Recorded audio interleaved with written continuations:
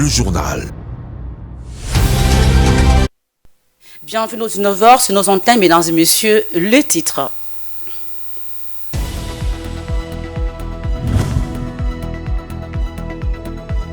Le porte-parole du gouverneur militaire de forces armées de la RDC a présenté à la presse ce mardi 2 mai de rebelles du M23 qui sèment la terreur dans certains territoires de la province du Nord Kivu.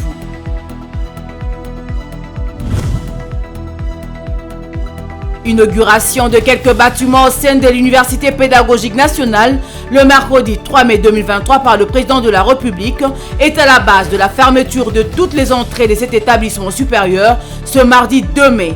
Pas d'accès aux étudiants, ce qui a suscité un attroupement devant les sites universitaires. Bonsoir, comme annoncé, le porte-parole du gouverneur militaire du Nord Kivu a présenté à la presse ce mardi 2 mai 2023 dans la ville de Goma une dizaine de rebelles M23 soutenus par le Rwanda qui sèment depuis plusieurs mois terreur et désolation dans les territoires de Rutshuru, Masisi. Suivez.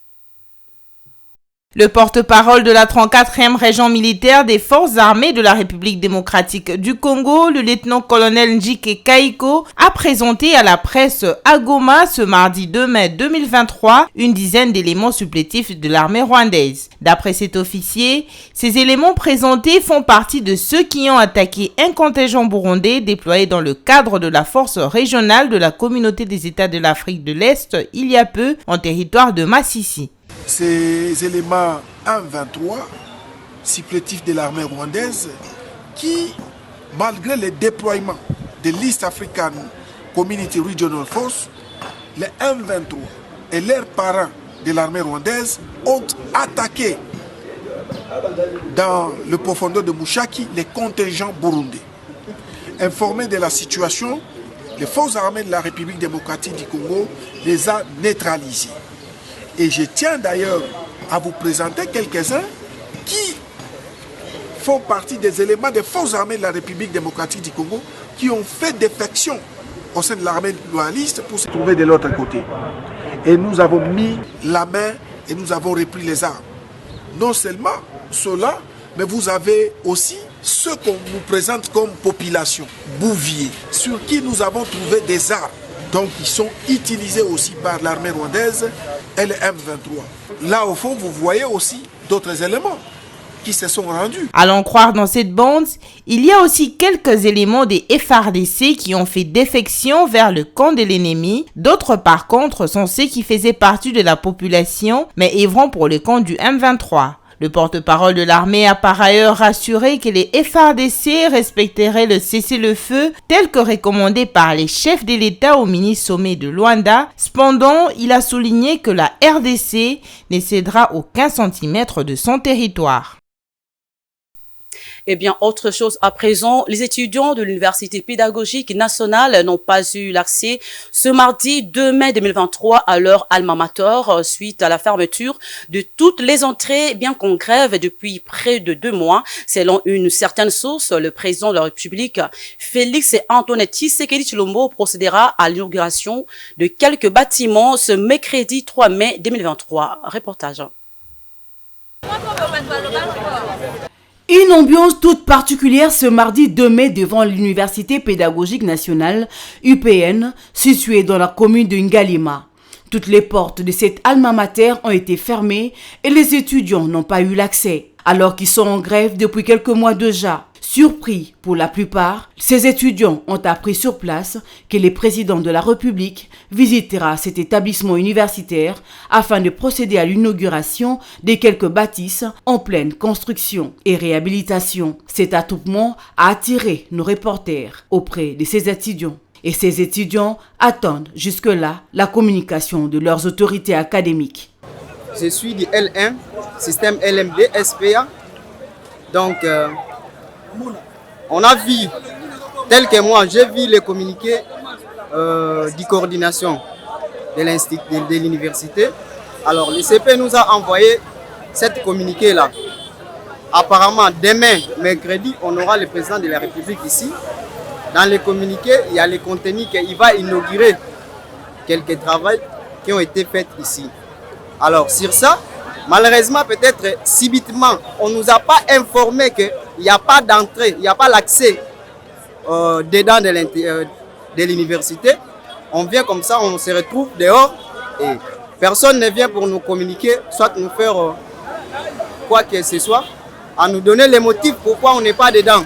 Donc, par rapport à ça, on n'a pas encore d'autre à dire. C'est pourquoi on est là, on attend le chef des travaux, le chef du département, le CP vient de nous communiquer. C'est une affaire à suivre.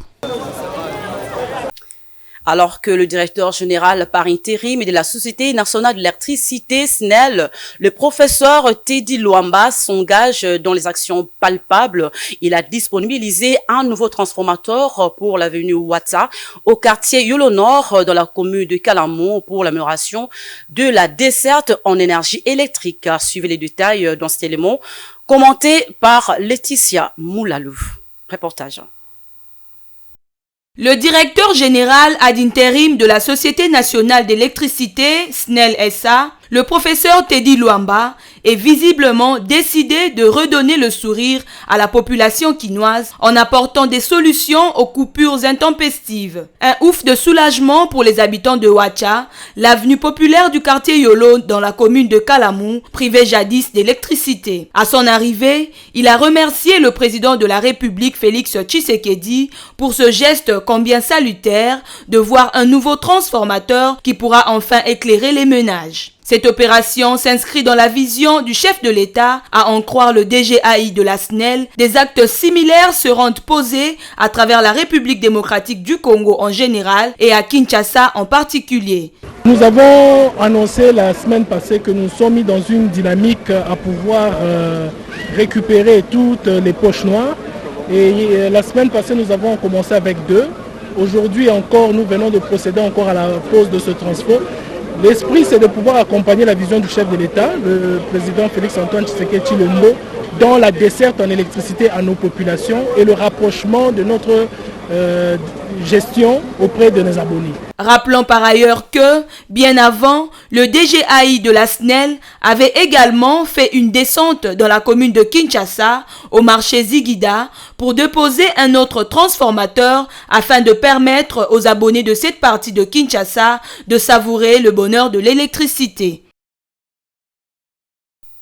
En politique, après avoir mobilisé remarquablement ses militants le 29 avril dernier lors de la sortie officielle de l'Union sacrée de la Nation, le président national ad intérim de l'Union populaire africaine, UPA, ainsi que le professeur Théophane Boukele, sous l'impulsion de l'autorité morale, Madame la professeure d'université Marie Nyange Ndambo, a réaffirmé l'engagement ferme du parti panafricain d'obtenir un second mandat à Félix Antoine Tshisekedi Tshilombo. Suivez les propos du président national au micro de la rédaction de Mandiko Télévision.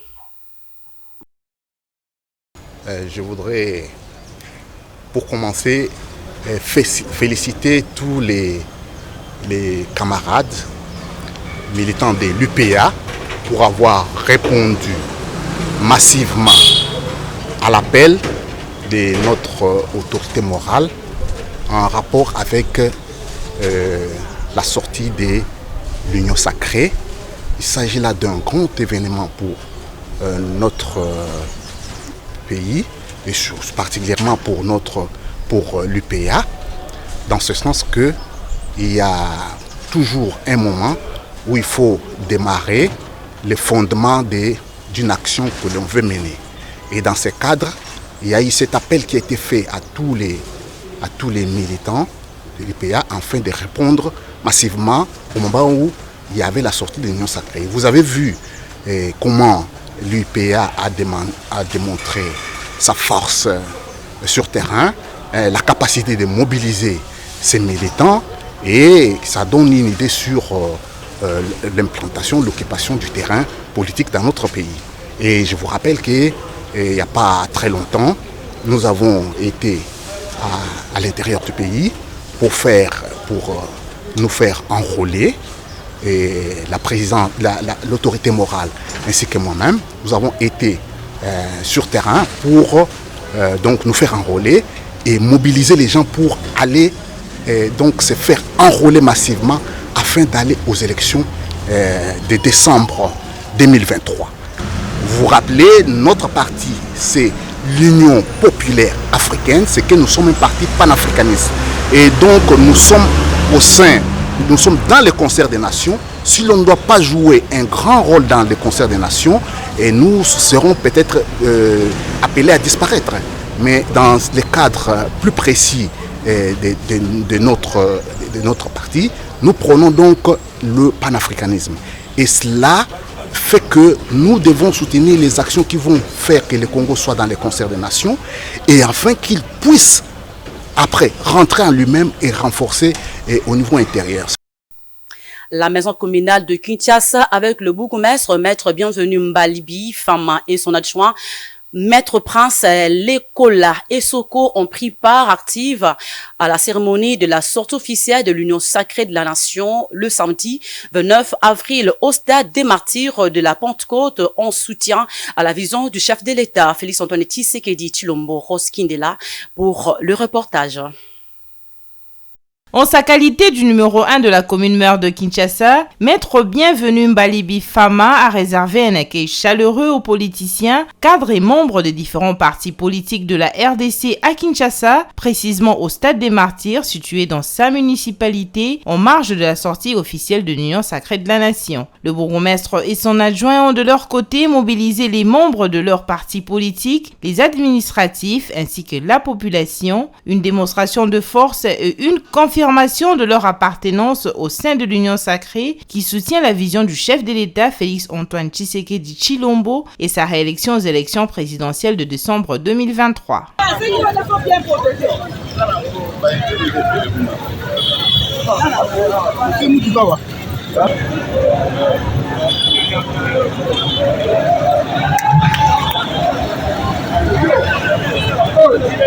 Signalons que la population de la commune de Kinshasa a pris part à cette grande manifestation grâce au soutien de leur autorité municipale.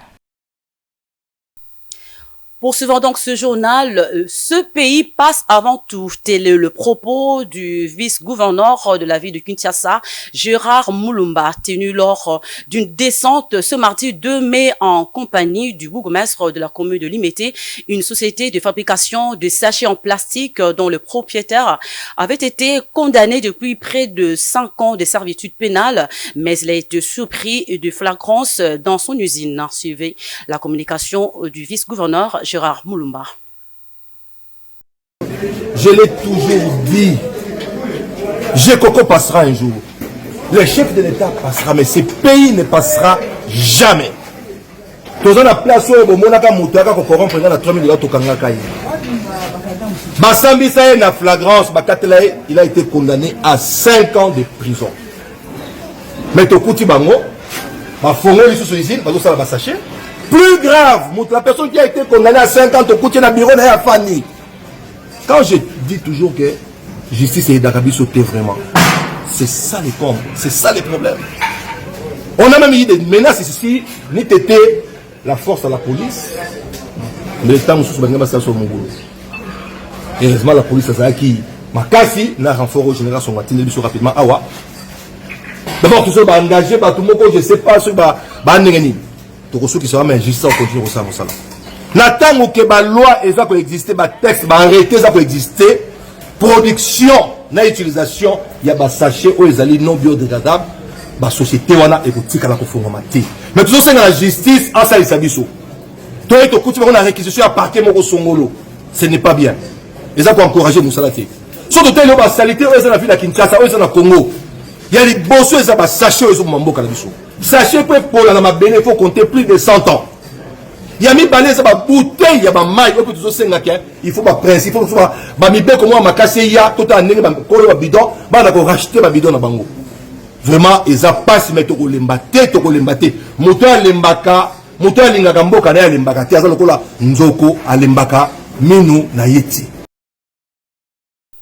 Rendons-nous cette fois-ci dans la commune de Selembao. C'est dans l'objectif d'atteindre zéro kuluna dans cette commune qu'a été lancée cette opération initiée par l'honorable Nsingui Pouloulou, le bourgmestre de cette municipalité. Un défi pour la police congolaise qui vient d'inaugurer un nouveau poste afin de sécuriser la population de ce coin de la capitale. Regardez. Il ne s'est jamais passé un jour sans que les habitants de la commune de Selembao ne soient visités par les bandits à main armée communément appelés Kuluna. 3 à 4 opérations des inciviques sont signalées nuit et jour dans différents quartiers de cette municipalité. Pour mettre cette population à l'abri de l'insécurité, l'honorable Nsingui Pouloulou a initié avec l'appui de l'autorité municipale Mathias Womumu une opération dénommée Selembao Zéro Kuluna. Un poste de police construit, une moto et des Motorola leur ont été dotés afin de traquer ces inciviques. Un autre lot des appareils de communication a été distribué aux notables, chefs des rues et des quartiers pour contribuer aux efforts de la sécurité en faveur des résidents de cette municipalité. Vous verrez dans mes citations, j'ai toujours dit, les bonheurs du peuple font les honneurs des dirigeants. Il y avait l'insécurité, il fallait mettre fin à ça. Maintenant que le peuple est calme, les dirigeants sont dans leurs honneurs. C'est ce que j'ai toujours fait. Faire du bien, c'est ça ma passion. Une bonne éradication des Kuluna dans ce coin, en pleine capitale, exige l'effort de tous.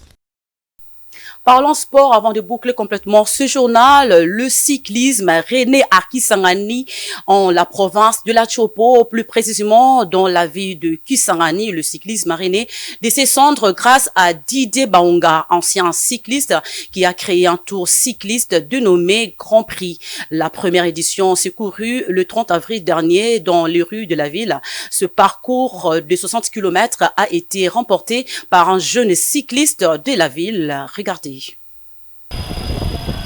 Ces 10 coureurs en lice ont parcouru plus de 50 km en faisant 12 tours suivant l'itinéraire prévu par l'organisateur. Ils étaient guidés par des motos de la police des circulations routières, de la Croix-Rouge et d'une équipe de membres de l'organisation pour éviter la tricherie. Omer Kalokole, un jeune cycliste qui est à sa première participation, a été le premier à franchir la ligne d'arrivée suite à la motivation et encouragement reçus de la part des tiers. Il nous livre ses impressions. Le sentiment est que je ne vais pas donner cette force, la force un peu de se combattre avec les adversaires. Et en plus, je viens de remercier les sponsors, DJ Baum, avec le bien que je viens de faire ici. Mon émotion est que je suis mais bon, c'est du monde bien à la province. Bon, j'aimerais que cette discipline puisse encore se remettre encore de plus en plus. Au moins 2 fois par mois, ça sera plus quoi. Cette course est l'initiative de Didier Baonga, un ancien grand cycliste de la Chopo qui veut faire renaître cette discipline de façon permanente. Une initiative saluée par le président provincial de la Ligue de cyclisme de la Chopo. Kisangani, en ce qui concerne le cyclisme, regorge des jeunes talents capables et fait constituer grâce à un encadrement efficace de ceux-ci une véritable pépinière pour le cyclisme national. Le cyclisme est un sport qui reste très sous-développé dans cette partie du pays. L'absence d'outils et d'infrastructures adéquates ne favorise pas l'éclosion de cette discipline. La Ligue provinciale lance donc un appel aux bonnes volontés afin de pallier à cette situation. Et voilà ce qui marque la fin de ce journal, mesdames et messieurs. À présent, rappel de titres.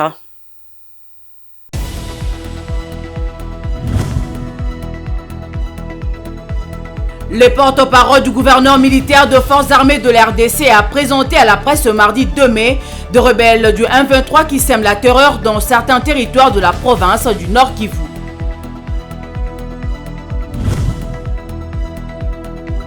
Inauguration de quelques bâtiments au sein de l'Université pédagogique nationale le mercredi 3 mai 2023 par le président de la République est à la base de la fermeture de toutes les entrées de cet établissement supérieur ce mardi 2 mai. Pas d'accès aux étudiants, ce qui a suscité un attroupement devant les sites universitaires.